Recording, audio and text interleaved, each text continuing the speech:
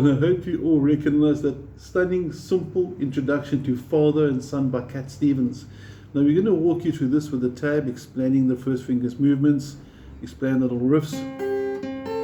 We're going to look at some basic chords, nice little changes, for example, A minor 7 to D, which will go.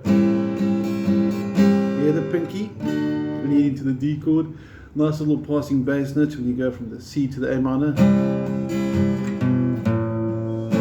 All little extra embellishments we can make to make the song sound really unique.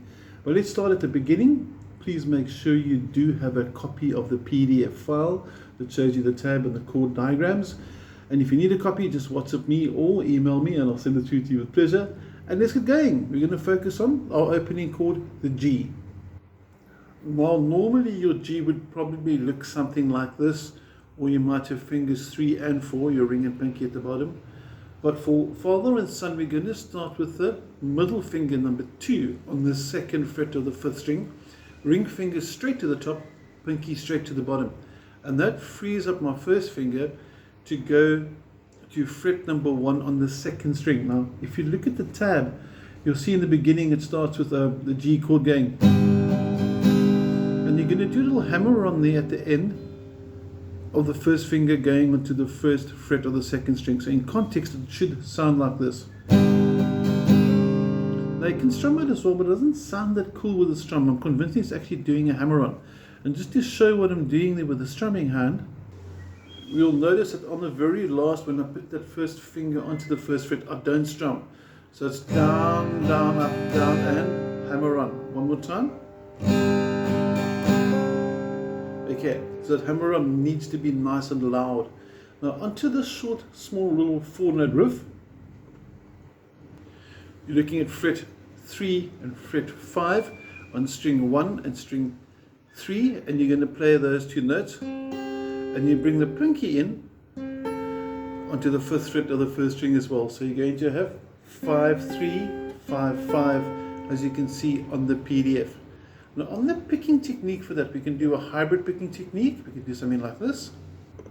We can see I'm using a pick, and I'm going to use my pick for the 3rd string and my middle finger, for the 1st string. So it's, and that is called hybrid picking, and some call it chicken picking. Strange name, but chicken picking. It's a nice technique to do, but if you prefer to pick everything, I don't really mind with that as well. I'm not going to be too fussy for that. Now if you put everything together, and I'll zoom out a bit, you should get something like this.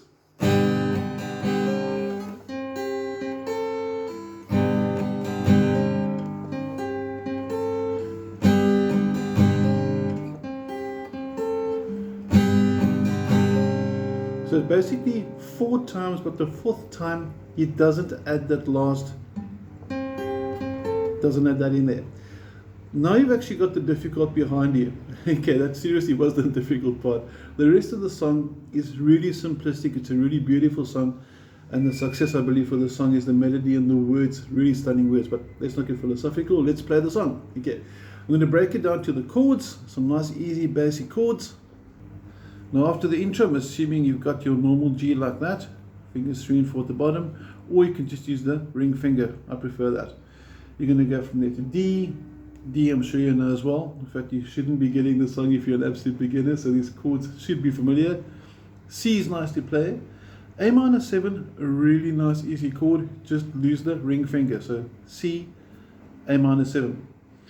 Then back to G, E minor, and I'm getting these chords from the 1st and 2nd row of the song, D. So when it's got it's not time, G, to make a change, D, just relax, C, take it easy, A minor 7, and then you're still young, back to your G, that's your fault, E minor, and so much on the A minor you have to know. Okay, rhythm pattern for this, very wristach. It should sound something like this.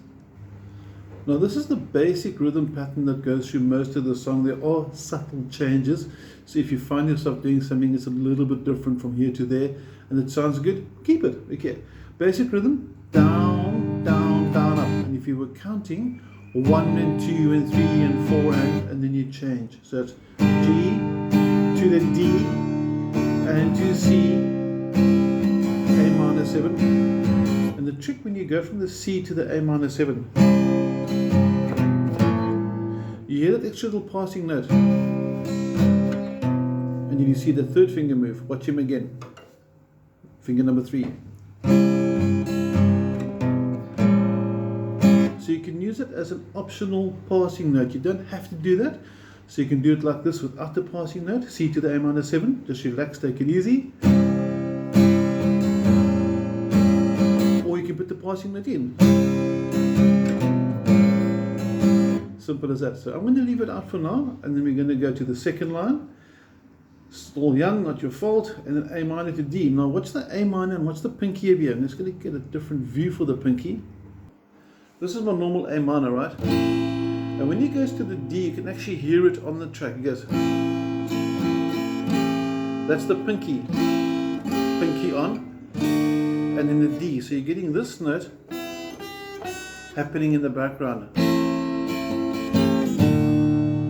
Okay, now I'm going to take it through the first and second line together and count you in. And let's play it through together. 2 and 3 and 4 and...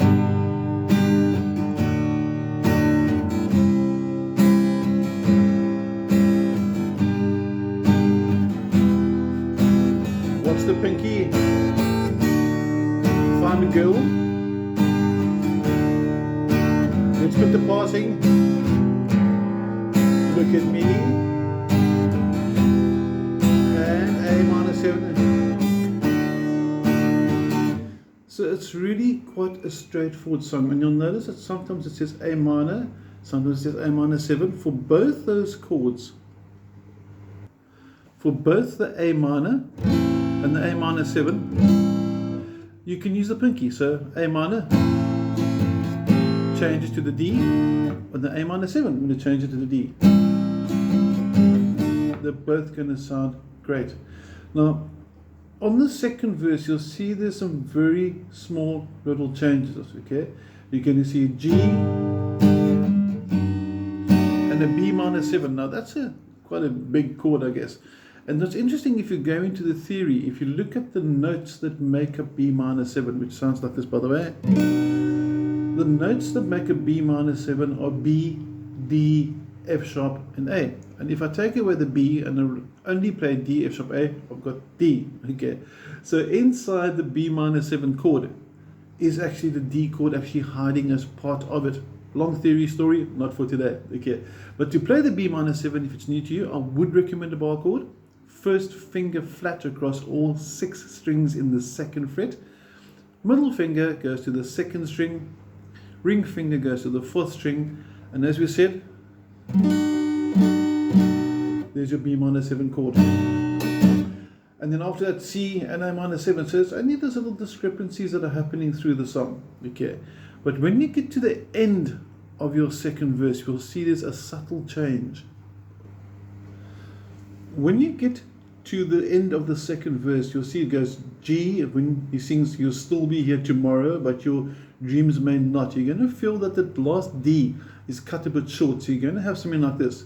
You're still here tomorrow, but your dreams may not. Ah, you recognize that, eh? So it takes you back to the beginning. But listen for the D. I'm going to give you a different angle so you can see the changes. And I'm going to talk my way through the words, because if I sing, you're not going to watch the video any further. And you're picking up again from the G, but you will still be here tomorrow, but your dreams may not. Which is, as we said, at the end of the second verse. 3 and 4 and still be here tomorrow, but your dreams may not. So your D's cut short. D and G. And the trick with that G is to come back to this shape, G, not that one. Because you need that first finger for that hammer on again. It's as simple as that. And then after that, you basically have all the tools you need for the song. There's no sort of real catches inside. There's no sort of real changes inside there. It's just a case of working your way through, singing the song, and really enjoying it. Now, on the change from the C to the A minor 7 again, just to take a bit of a finish off there. Just watch the bass note move down. It's from the C. Then it moves down. That's a C with a B bass note. Always works nice when it's going from a C to an A minor.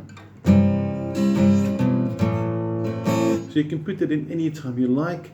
Remember to put the little pinky thing in for the A minor to the D, so it's, and that actually is a characteristic sound for the song. And it's something that's not relevant to this song, but something you can pull to other songs as well, is the same way you went from C to A minor. You can reverse it. You can go A minor to the C.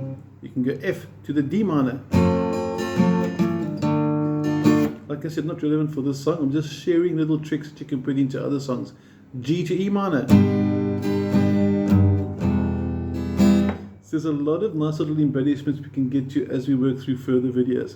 But in the meantime, you've got everything you need for father and son. I hope you enjoyed the video. Wishing you an awesome, fantastic week. Take care.